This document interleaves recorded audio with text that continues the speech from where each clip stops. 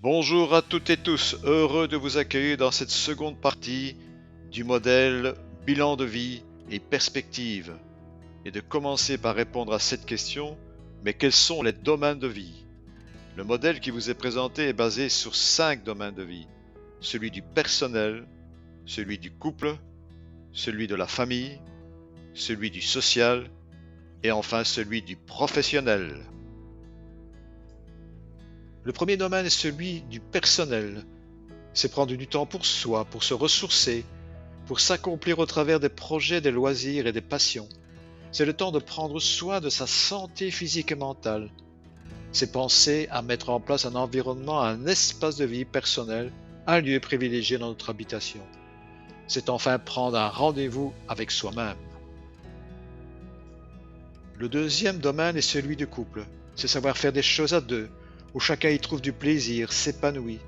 Prendre soin de l'autre, se soucier de l'autre, partager ses idées, s'intéresser à ce qu'il fait, être un confident. C'est au quotidien prendre plaisir, s'écouter, s'intéresser, être curieux et attentif. C'est partager des activités, des loisirs et des amis. Le troisième domaine est celui de la famille. C'est organiser en commun des tâches ménagères, veiller à l'éducation des enfants, préparer ensemble des loisirs, des vacances, des activités, y consacrer du temps. C'est partager des hobbies, des moments de plaisir, de fête. C'est s'occuper un moment de la vie de ses petits-enfants. Le quatrième domaine est celui du social.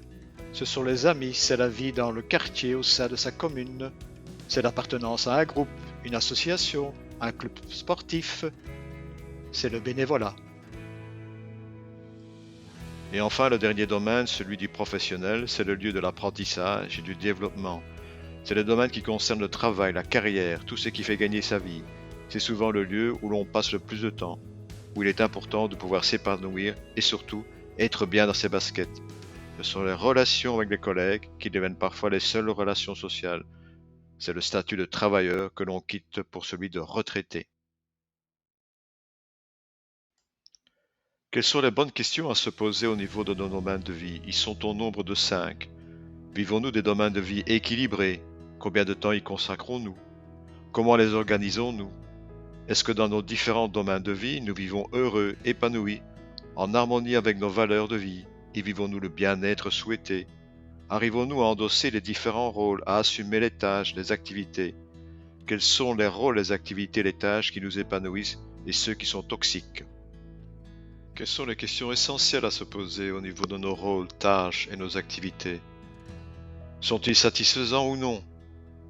Faisons en sorte de développer ce qui nous tient à cœur et d'appréhender ce qui nous pèse, en envisageant éventuellement de diminuer le temps qu'on y attribue, voire, si possible, de s'en débarrasser.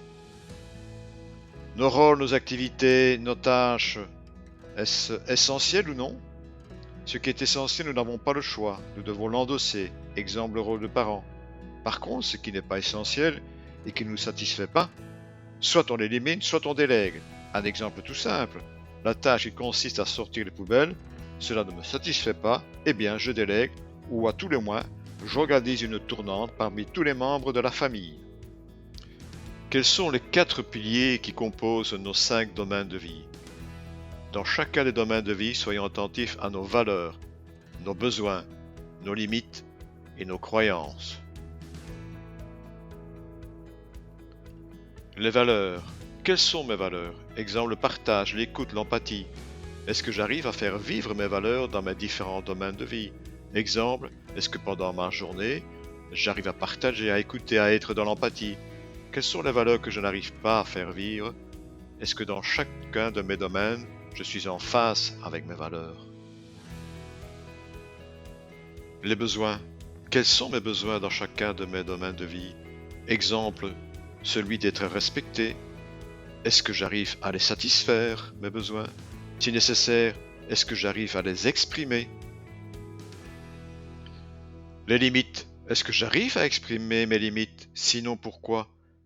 Qu'est-ce que cela pour impact? Exemple, je dis constamment oui à toute demande, et cela a pour impact que je suis complètement dépassé.